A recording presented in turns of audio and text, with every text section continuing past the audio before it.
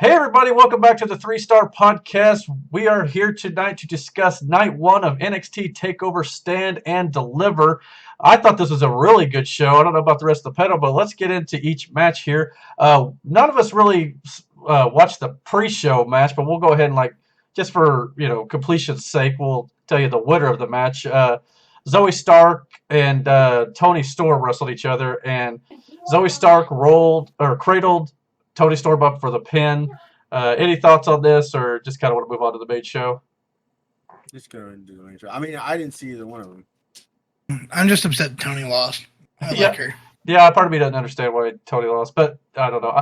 I'll fully admit that once next week NXT goes to Tuesday, I'll be able to follow NXT a lot more with their storylines and stuff. But as for the matches tonight, let's get into them. Match number one was Kushida versus Pete Dunne. I don't even know if this match was advertised for night one, but they did it anyway. Kushida flipped Dunne off the top rope right into the hoverboard lock. The Bruiserweight made it to the ropes twice as Kushida continued to shift holds. The Bruiserweight caught the Japanese superstar's fingers in his tight grip, and he snapped the fingers, landed a vicious roundhouse, and then hit the bitter end to win.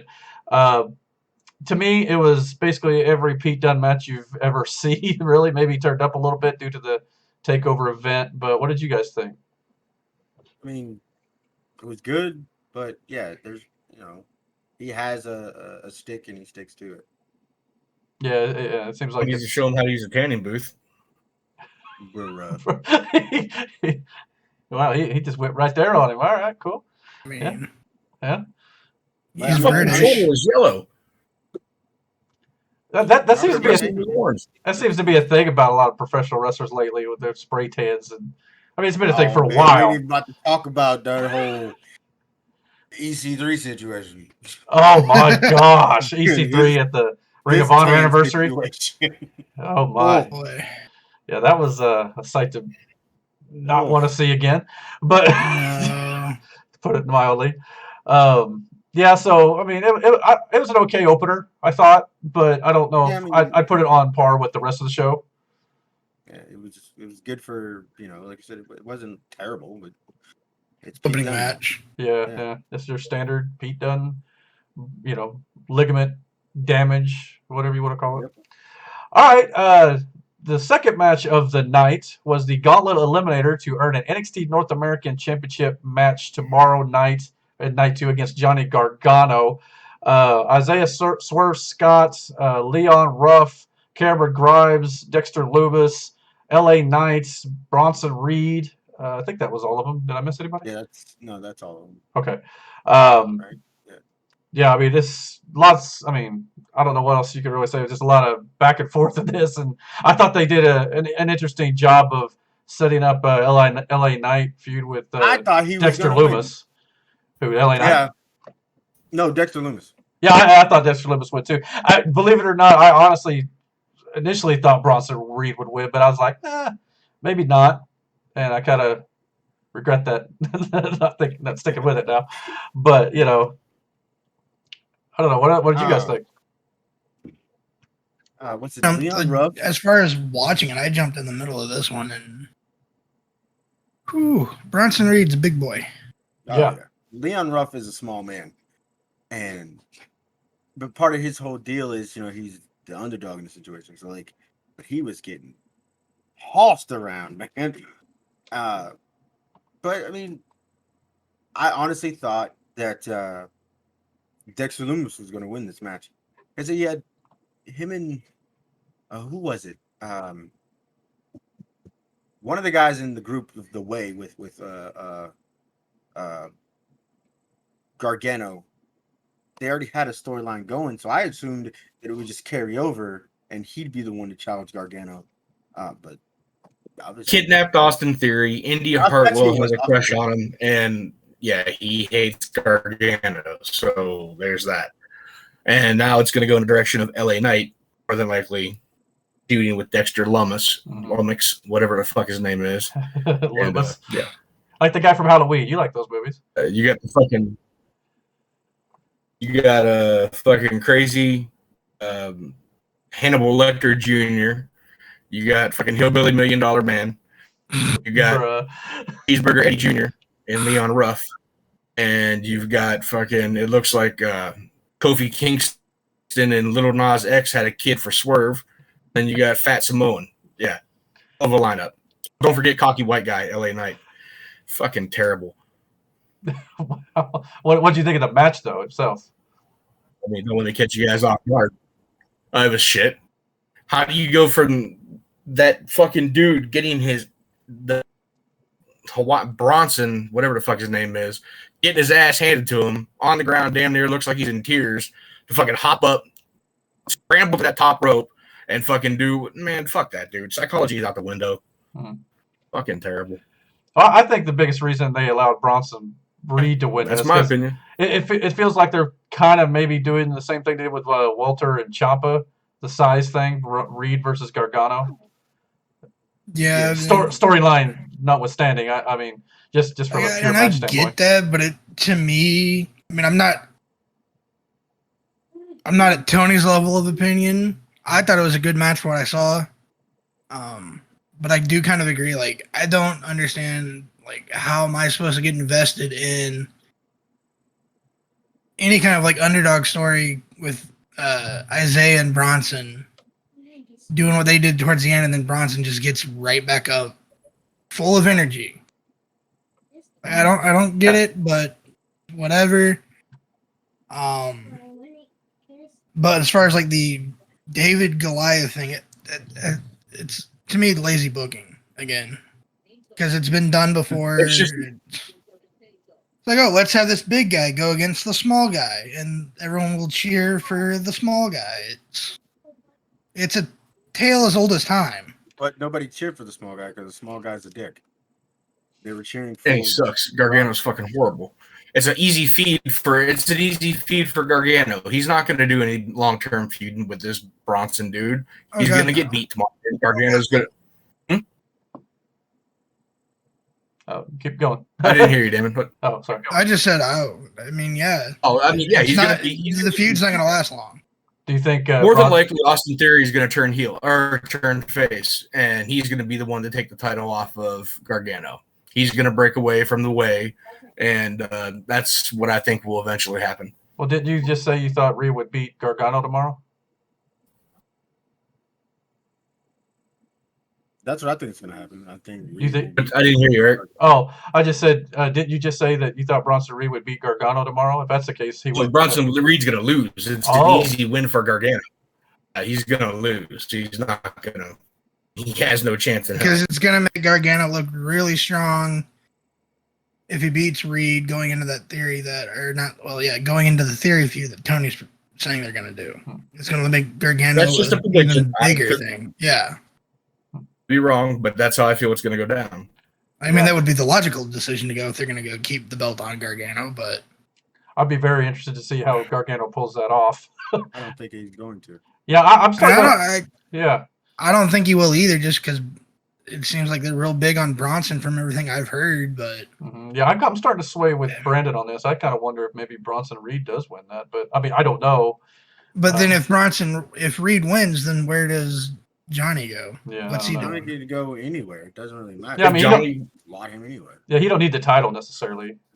He's well established enough to, move on without it. But yeah, so I guess we'll move on to the next matchup here on the card, which I think by the end of this match, our viewers may start to understand exactly, the kind of wrestling Tony prefers, which is nothing wrong with that. That's, that's all good. Tonight is the matches we're going to talk about here is the NXT UK Championship. Walter defending his title against Tommaso Ciampa. That match was brutal.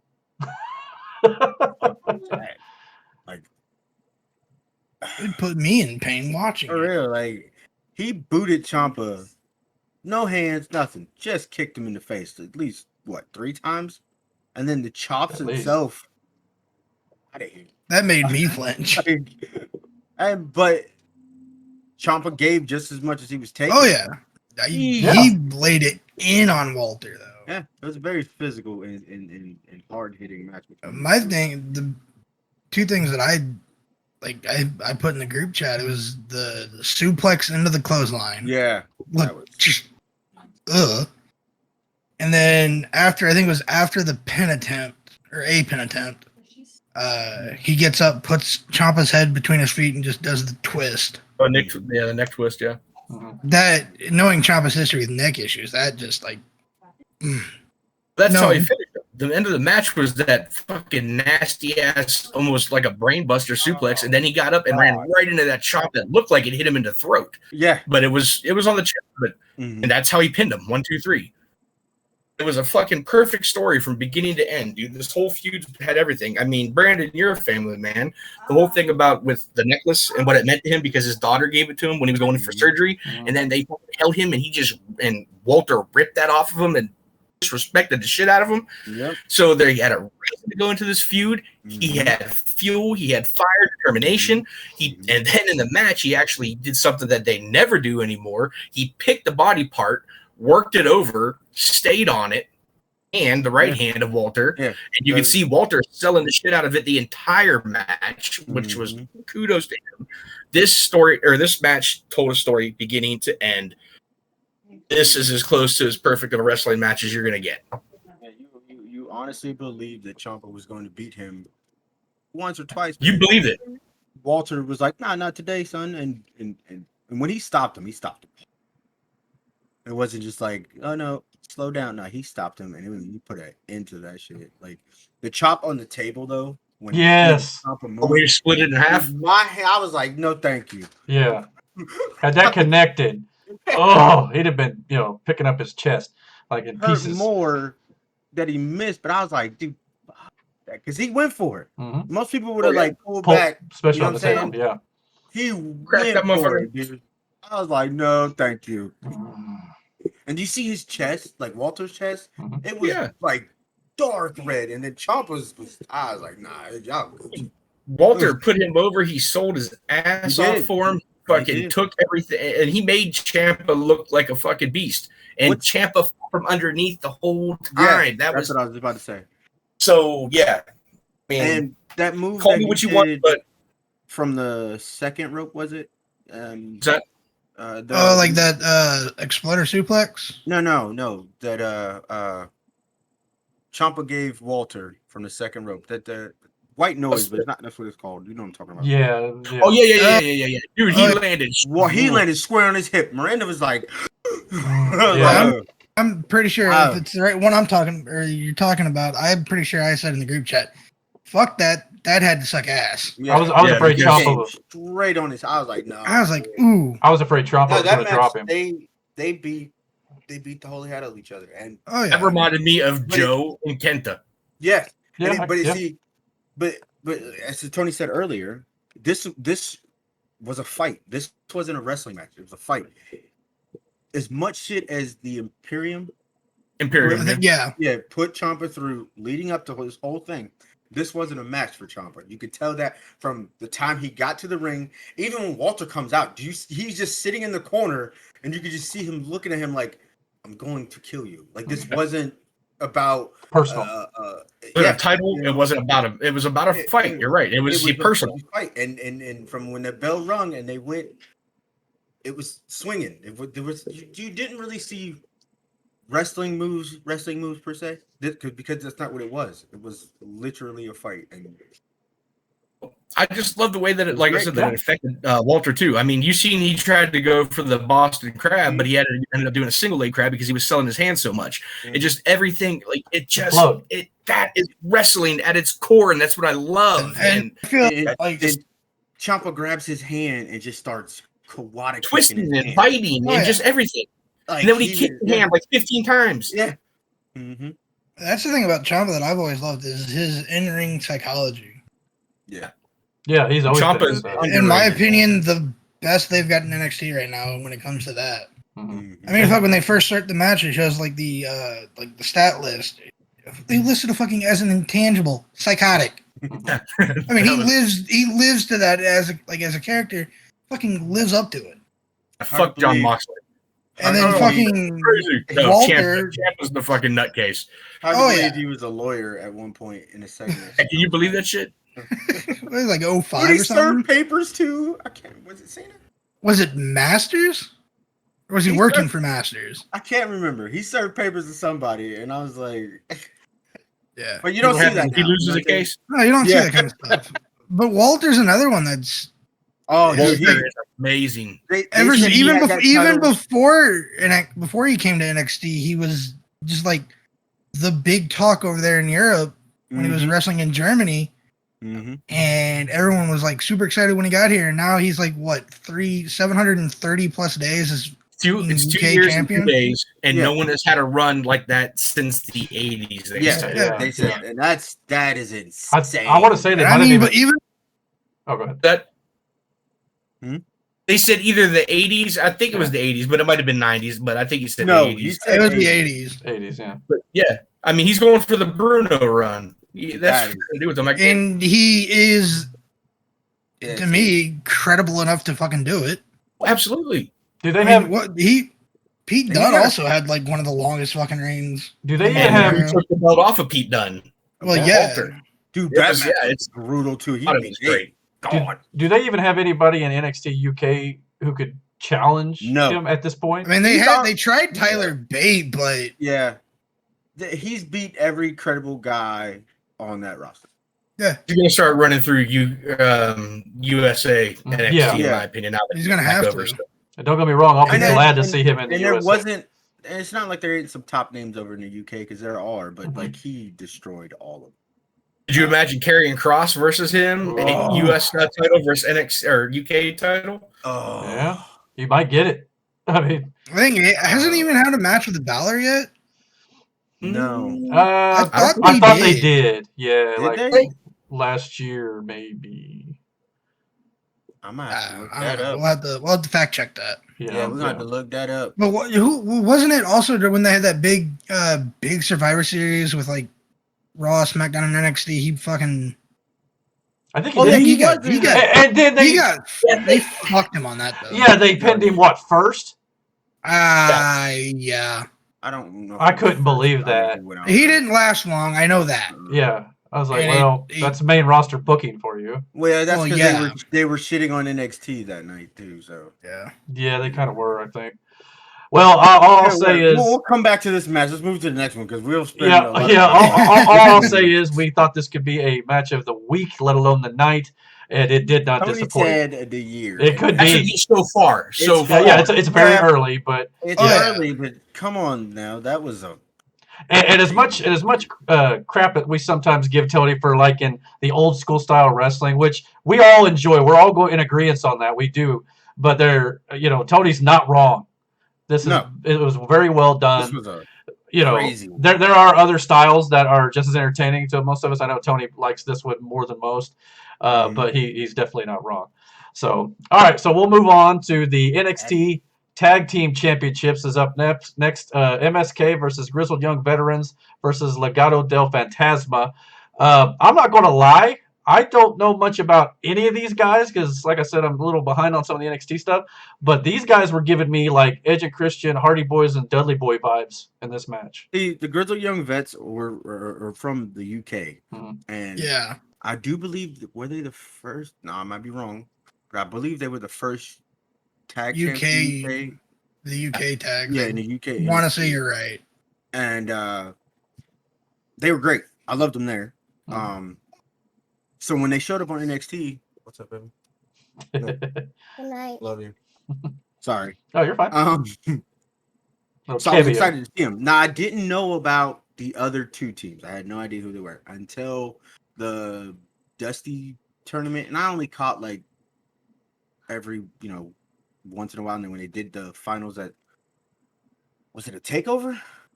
They did the finals, and it was Grizzled Young versus MSK or something like that. Might have been, yeah.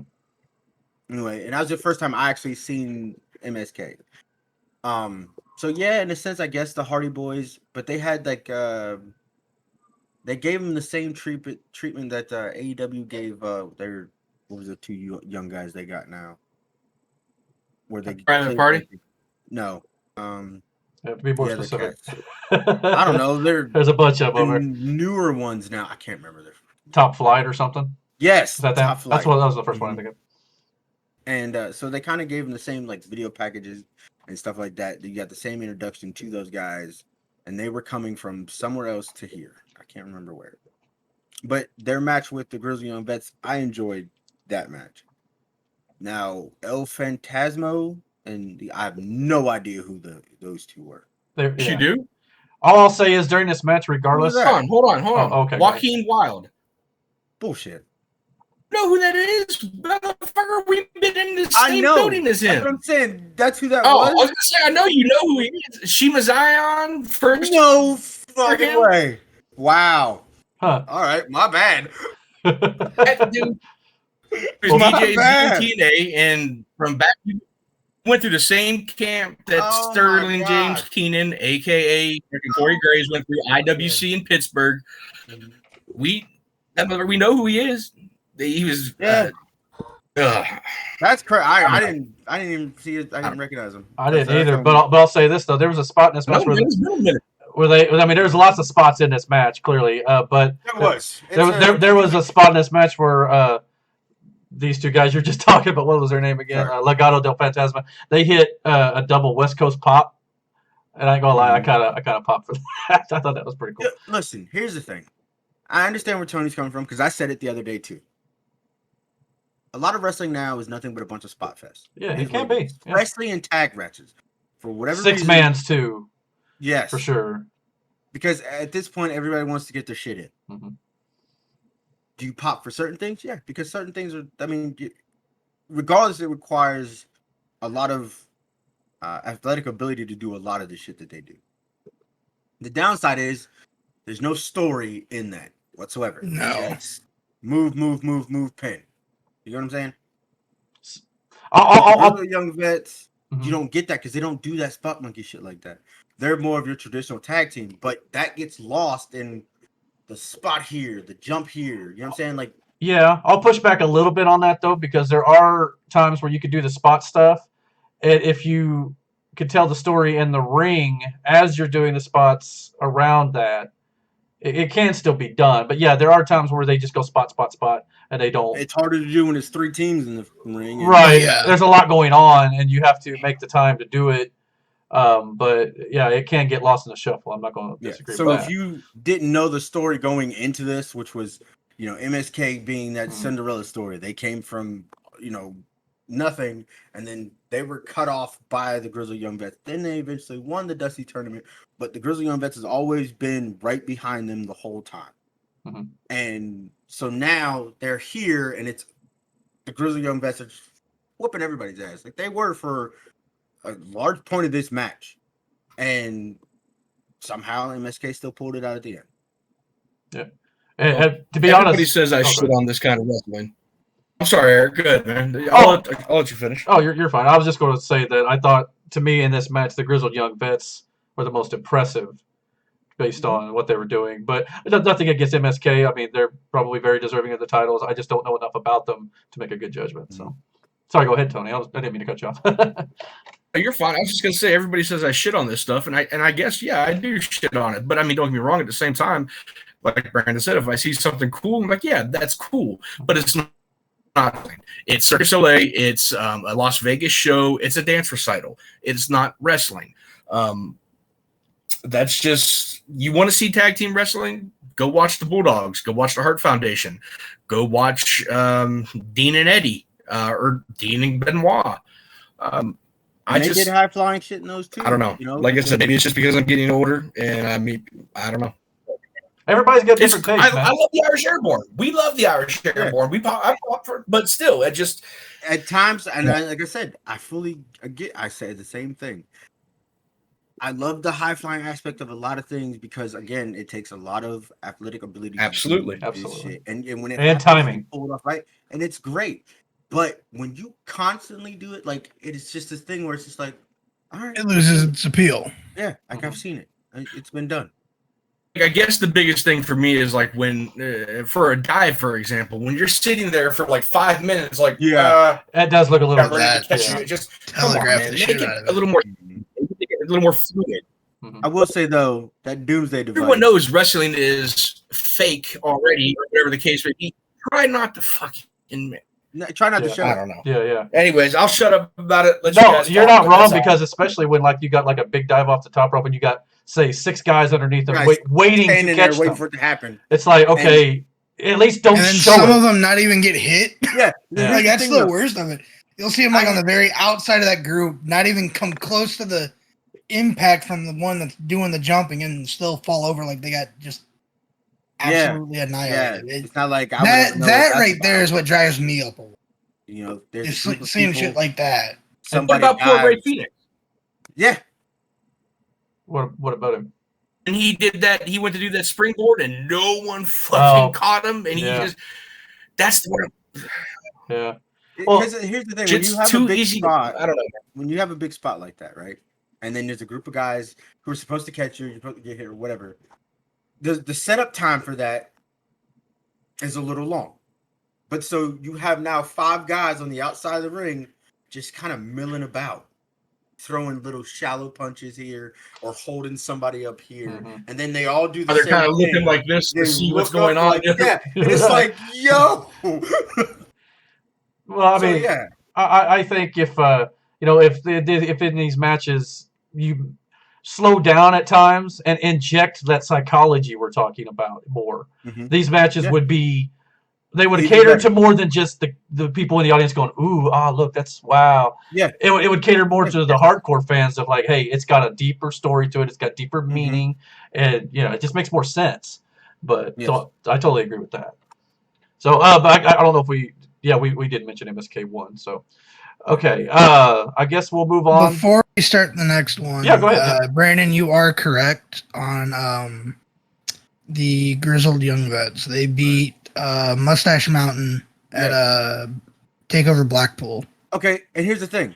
That match, there was a story being told that whole time, right? Because at the time, I want to say it was, everybody thought Mustache Mountain was going to win those titles. Because... they were killing it before the UK got their own NXT. They were absolutely...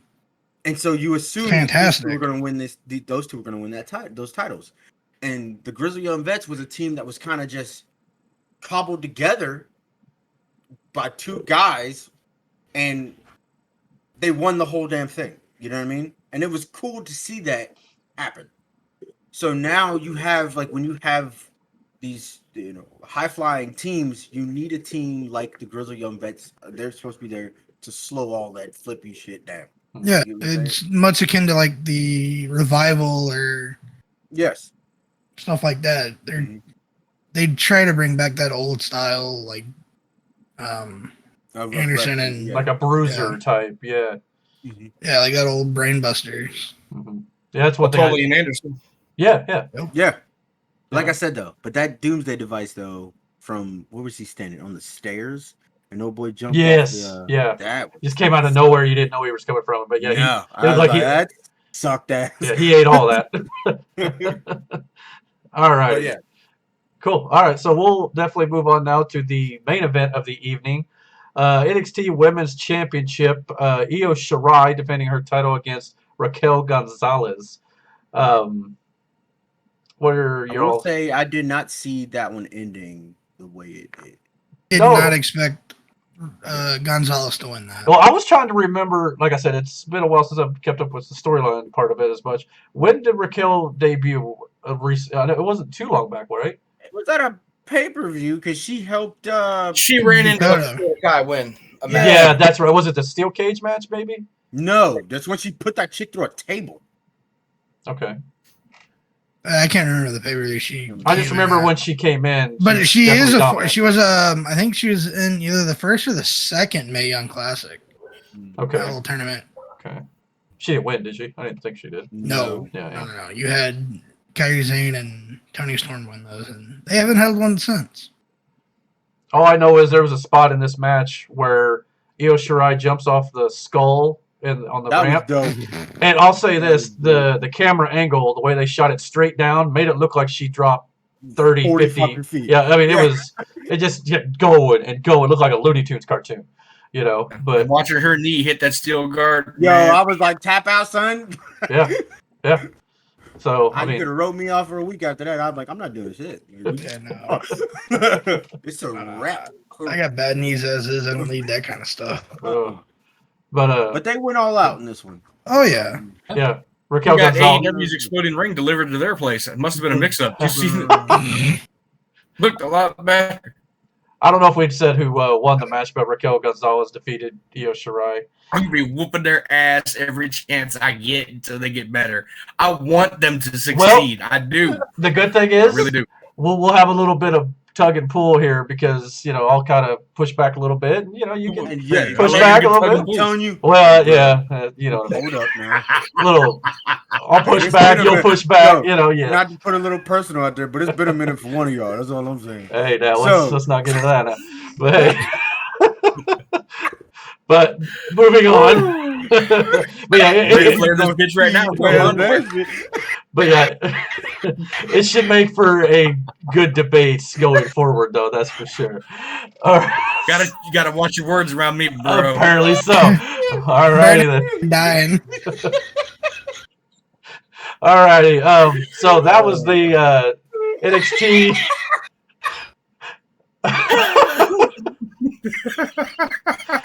Can we get a fucking toothpick?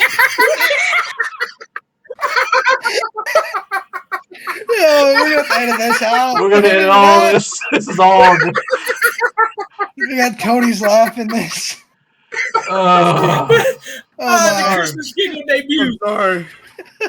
For whatever reason, that got me so good. Yeah, this is all going. This is all going. What is this? The fourth episode? That better stay in. This better stay in. What you this talking is about? real. This is gold. We're right. We're on the fourth episode. Yeah, something like that. Yeah, something like that. Yeah. Either way, it right. came quicker than I figured it would. That laugh. Oh, sweet. I figured we get a little bit more into the videos before we get the laugh. I don't know why that joke hit me so hard, but it did. Oh my god. Oh, sweet good. All right, on my bad. We are all completely off the rails right now. I shouldn't have instigated that. That was on me. If I decide to keep this in, this is going to be. No, you better keep Let it happen. Better stay in. Let it stay in. All right, well, let's get back on track somehow here.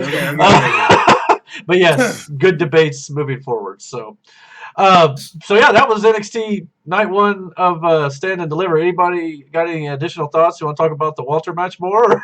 Yes, we were kind of fawning over that. Walter match, like legitimately though. If you book more guys like you did that one, and I would love to know whose idea was it for it to go the way it did. I would assume the ideas came from Walter and Ciampa, but you would need to know the in-ring ability. The in-ring, yes, I believe that. But who thought of it? Like who okayed it? Who thought of it? Like, hey, we want you guys to do this. And I mean, the producer is the one that gives them a lot of the input and says, hey, maybe you want to go in this direction. This is the finish we want you to do. But maybe they just kind of said, here's a couple of bullet points. I want you to go through this, do this, blah, blah, blah. And the rest of it, you guys just kind of do your own thing. Well, my hat's off. Walter and Ciampa, whoever came up with it, whether it was them on the fly in the ring or someone in the back, kudos to you because that was a hell of a match. My hat's off to everybody involved in that one. I feel like that's how it was handled anyways, just because of the experience between Ciampa and Walter. You can allow that. Like, hey, we just to make sure, we need you to hit point A, point B, and point C. At some point, hit those 3 points. The rest is on you guys. Yeah, I bet it was Hunter. I honestly think I would assume is probably the one that or Regal. If Regal's still doing anything backstage. Brutal. Like, seriously. That was a physical ass match. There's no way that I'm not going to the back and popping some Tylenol and laying down with some ice on my chest because hopping in that ice bath. O'Reilly and Core are going to be the only ones that are going to come close. Maybe carrying across. They're going to beat the crap out of each other. Yeah. I mean, can you imagine if we had Karrion Kross and Balor going to be physical too? Can you imagine if we had it's going to be a fun match? Can you imagine if we had a full roster on any of these companies, and they could all just go out and do their thing instead of being scripted on certain things? It would make for much more real. I mean, one can dream, right? Yeah. Good luck with that shit. Well, I mean, Night 2's got a good set of matches. Oh, absolutely. It has the Do you want to preview that real quick? Sure, let's go over it. Yeah. Do you have them there, Might as Damon? well. Why don't you run them through? Run through them, Damon, because I don't have them up All for right. me. So we've got 5 matches. According to Wikipedia, we'll just go in order there. Okay. Number 1 is Balor versus Karrion Kross for the NXT Championship. Which that's a co-main event, right? I would assume Karrion Kross so. and then the unsanctioned match between Riley and. I would say, those two are. If they do normal sellers for NXT tomorrow booking, night. it'll probably be the title match. Probably be. Yeah. Well, I know the title match is in the night, Oh, but I got you. Yeah. That match is gonna be brutal. Who do you guys want to pick in that match? Listen. I'm a huge Balor nerd, so I would choose him. But realistically, I think Karrion. I think they're gonna give it to Kross. I do too. Yeah, I think it's his time. It's not like Balor's shit or anything. No, but I think it's Karrion. And what else? Like, what else is it for him to do in NXT? It is kind of like Gargano, in my opinion. Finn can be just fine if he stays in NXT without the title. I hope he stays in NXT because you know how it didn't go out on the main roster. He'll be good chasing that title. Yeah, you can always drag it out, do another one. Sure. Yeah. What do you think, Tony? On Twitter or something like they I picked said. Karrion Kross in the. Okay, so we're all pretty well Mm-hmm. unanimous we're on all that. pretty much the same page on that. Gotcha. But I read somewhere that Balor, it was either Balor said it or someone had an opinion on the Demon, and saying that for Balor to go back to using that would be a step backwards. Really? Balor doesn't want to. I just read something today where he said it might have been his opinion on that as well. I didn't read the actual article. Kind of too circus. But I just read the headline. Like, it would him. be like a step going like taking a step backwards for him. Which I mean, I kind of agree. I get his point. Course. Yeah, it was fun while it lasted. I enjoy the Prince persona. Oh yeah. Yeah, absolutely. What other matches we got on there, Damon? So the next one is according to this, is the unsanctioned match, Adam Cole versus O'Reilly. Okay. And I think I agree with Eric on this one. He said Cole was probably going to lose because he's going up to the main roster, and I have to agree. Yeah. I mean, I think that's going to be, death for Adam Cole, just based on how they book small guys sometimes. I hope not too. But the fact that they broke up the Undisputed Era on NXT, and you got Kyle O'Reilly, I think it's this time Adam puts him over, and it's just maybe because again with Adam Cole, what else is he supposed to do? The title, and then you get a big debut on the Raw after Mania. I'm guessing. I hope he doesn't go to Raw. I'd rather see him on SmackDown. Either yeah, way. you probably he's going to AEW. You really think he's leaving? I think his contract's almost up soon, and I guarantee by this time next year he's going to be on AEW with his girlfriend because she's already said that it's their desire to work on the same show together. It's a more relaxed schedule. Even if they go back to audiences coming in, they weren't running house shows really. But even before the pandemic, AEW wasn't running that kind of stuff. Yeah, you might be right. I mean, it's an easy schedule. Tony Khan's gonna fucking blow his load to pay him $1 million a fucking day, and he's gonna work with his old lady. So and to be honest, there's some I think his talents contract's that he up could to work with. I mean, there's some guys he could have some great matches with in NXT, really. If they want to. Dude, absolutely. Jungle Boy? Ooh.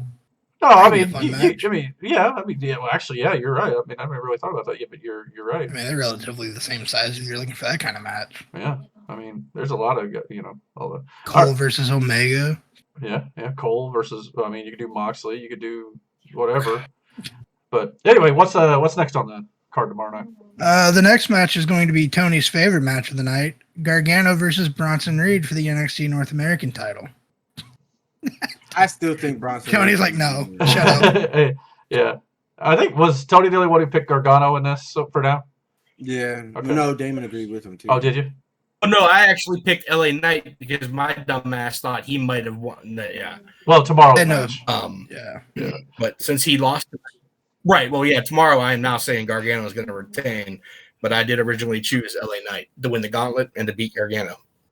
I'll be interested to see how Gargano pulls that off. Which I mean, it's not impossible, but just the size advantage. It's going to be fun to watch that for that reason alone. What is there? 2 matches left? Yep. The next one is the ladder match to determine the undisputed NXT Cruiserweight Champion. Fuck Oh, now I love Jordan Devlin versus Santos Escobar. That is going to be. That's going to be another one. I didn't realize that the reason why they set this up because it's basically the same scenario as Razor Ramon and Shawn Michaels WrestleMania 10. Mm-hmm. I didn't realize, and I guess Shawn was the one who introduced the ladder into this. So I was like, okay. Dude, this one is going to be one of those ladder matches where it's like somebody's going to die. Yeah. I got this eye on you and that eye on you. Rogue super kick. Get that rogue super kick. Right, rogue super kick. But no, I mean, you got Jordan Devlin. From everything I've seen since I think he joined the UK, NXT UK, that's where I think he's coming from. Mm-hmm. I mean, he's Balor's little fucking brother. Sorry. I mean, him and Balor look so much alike. No. They just look so much alike. Because I think Balor trained him. I wouldn't be surprised. Well, he was doing hot shit until he got busted with that Me Too movement. He was one of the people who got caught up in that shit, man. I mean, yeah, but his ass got caught up in that. Don't touch. Yeah. Touch stuff. And I know back when they ran that UK tournament right before NXT UK, he was a part of that, and I think he got really fucked up on a match. Like, he got opened. And I know nothing of Escobar, so. That'll be a great match, though. Yeah, I think Devlin's going to win it. Jordan Devlin and Balor had a match at one of NXT's UK's first shows. Yes. And yes, he was trained by Finn Balor. Yeah. Oh, wow. So that's why a lot of his mannerisms are like. Damn, he's been in the business since 2006. Holy shit. I didn't know that. Wow. Whoever he beat to get that cruiserweight title, I think it might have been. Why do I want to say Ilya Dragunov? But it was an amazing match. I wish I could remember who the fuck it was that he took that title off of, because that match was fucking insane. Devlin or Escobar? No, Escobar is the interim, so I think because Devlin had to take some time off for some fucking reason.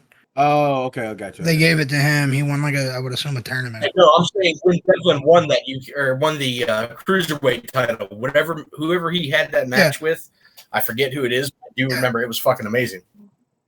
So a little backstory on this: in April 2020, it was revealed that Devlin was unable to defend the cruiserweight title due to travel restrictions caused by the pandemic in Ireland. Led to an announcement of a tournament to crown an interim champion, which was won by Escobar. Devlin responded by calling whoever won the tournament a fraud and stating that he would prove himself as the true cruiserweight champion. Upon his eventual return on March 10th, it is revealed that Devlin will appear in NXT on the following week to enter into his feud with interim champion Escobar. All I know is I'm looking forward to the match because I don't know much about either guy, especially when it comes to their in-ring ability. But to me, it's going to be kind of cool because it'd be two fresh faces. But yeah, it should be cool. That shit gonna be crazy, and they put a ladder in that shit too. Yeah. So I'm looking forward to that. What's the last match there, buddy? Sorry, it's Ember Moon and Shotzi Blackheart versus The Way. Candice LeRae and Indy Hartwell, aka this is gonna fucking blow. Wow. All right. Not in a good way. So, I don't know. I don't have a dog in that fight, really. I'm taking Shotzi and Ember to retain. Yeah. Wait, is it? Yeah, it's for the titles. Yeah, you're right. Yeah. Yes. No, I'm thinking. This is Gargano, her pet monster, ended up winning and retaining, and The Way has a lot of gold in their faction. Why though? Well, I guess. Tony, you might. I would say you might turn out right. Are like they're like NXT royalty. Yeah, I guess. I'd say if Gargano retains in some miracle fashion, it could be Candice winning. Yeah, I could see that. You get all the gold, maybe. But honestly, I think this thing about Candice LeRae was the backstabber she took from Cedric Alexander. Yo, that was crazy. Yeah, at AIW in Cleveland. That if you could find that on YouTube, it's like a 10-second clip. I suggest you seeing it. Yo, yeah, that was crazy. Yeah, I don't think I've seen it. Is it as entertaining as the birds coming out of Riddle's feet? Oh God, no. Sorry, I had to No, bring it's actually good. Like it's fucking it's birds. worth a Hashtag watch. fucking Huh? birds. Okay. Fucking birds. Alrighty. Well, if we have nothing else to discuss tonight, we will be back tomorrow night discussing and reviewing night 2 of NXT Takeover Stand and Deliver. And then we'll be back Friday night for SmackDown, and then this weekend for WrestleMania reviews as well. So with that, if there's nothing else the panel has to say, I hope you guys will comment below. Tell us what you thought of NXT Night 1. Like, subscribe to our channel. Find us on Twitter at 3-Star Podcast 1. What were you about to say? I don't know. I just, yeah. It's at 3-Star Podcast 1 on Twitter and 3-Star Pod on Facebook. And until tomorrow night. Later, guys. Words. Toodaloo. Words.